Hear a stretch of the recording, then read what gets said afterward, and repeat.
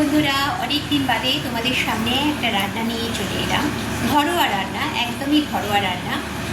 কাটাপোনা মাছ, কাতলা মাছের পেটি, সেটা একটু পেঁয়াজ বাটা জিরে বাটা দিয়ে ঝোল করবো। তো খুবই সহজ রান্না।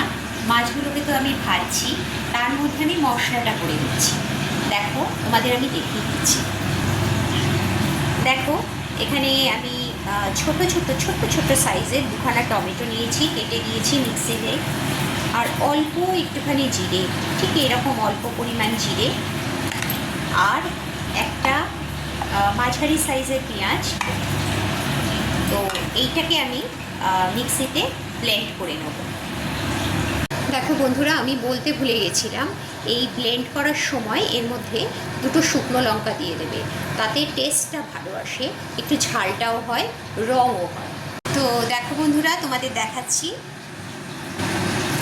মশলাটা কিন্তু আমার রেডি হয়ে গেছে। এই শুকনো লঙ্কাটা দেওয়ার জন্য কালারটা বেশ একটা সুন্দর কালার এসছে। এটা যখন আমি কষবো তখন খুব সুন্দর একটা কালার আসে। দেখো, মাছগুলো আমি ভেজে নিয়েছি। এবার কড়াতে মাছ ভাজার তেলটা রয়েছে। তো কড়ার মাছ ভাজার তেলের মধ্যে আমি একটু গোটা জিরে ফোড়ন দিয়ে দিলাম।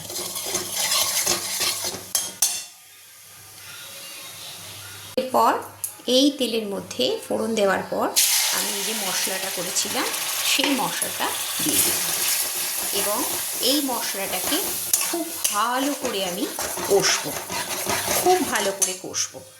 দেখো, মশলাটা কষা হচ্ছে, তার মধ্যে আমি এবার অল্প একটু হলুদ গুঁড়ো আর একটু কাশ্মীরি লঙ্কার গুঁড়ো দিয়ে দেবো।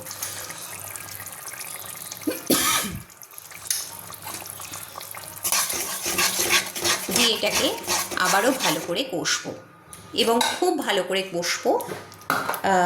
এর মধ্যে নুনটাও আমি দিয়ে দিলাম।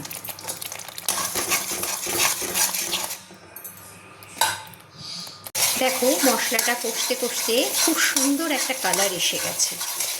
তো এবার আমি এই মশলাটা কষা প্রায় হয়েই গেছে, তেল ছেড়ে ছেড়ে এসেছে।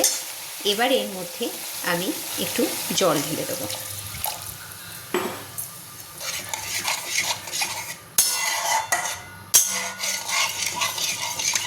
কালারটা দেখো, খুব সুন্দর এসছে। এটা ম্যাক্সিমাম ক্ষেত্রেই তুমি যদি একটু ওই বাটাটার মধ্যে দুটো শুকনো লঙ্কা ফেলে দাও, তাহলে এত সুন্দরই কালারটা আসবে। তো এবার এটা একটু আমি ফুটতে দেব। দেখো, ঝোল ফুটছে, খুব সুন্দর একটা কালারও এসে গেছে ঝোলে। এবার আমি এর মধ্যে কয়েকটা আলু সেদ্ধ করে রেখেছিলাম এরকম ডুমো করে। তো এই আলুগুলো আমি এর মধ্যে ঢেলে দেবো।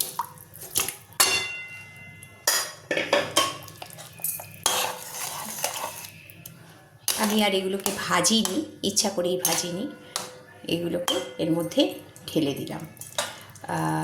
তো আলুগুলো একটু ফাটা ফাটা হোক, তারপরে আমি মাছটা দেব।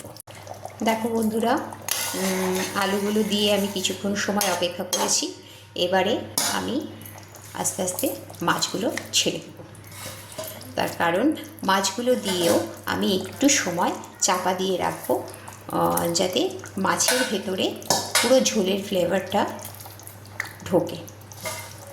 তো এটা ঝোল না বলে ঝালও বলতে পারো তোমরা, তার কারণ আমি খুব বেশি জল দিইনি, তোমরা দেখতেই পাচ্ছ। আর বাকি যেটুকু দিয়েছি সেটুকু ধরো এখন মাছ আলু দুজনে মিলেই টানবে।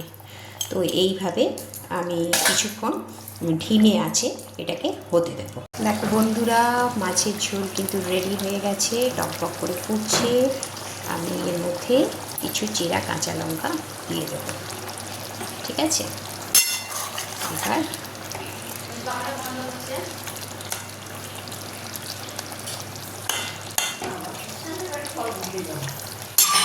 তো বন্ধুরা, পেঁয়াজ বাটা জিরে বাটা দিয়ে পাতলা মাছের ঝোল কিন্তু পুরো রেডি। তোমরা বাড়িতে এরকমভাবে ঝোল করে দেখতেই পারো, পাতলা মাছের পেটি দিয়ে, খেতে কিন্তু ব্যাপক লাগে। তো আজকের মতো এই পর্যন্তই, আবার অন্য কোনো দিন অন্য কোনো রান্না নিয়ে। টাটা বন্ধুরা।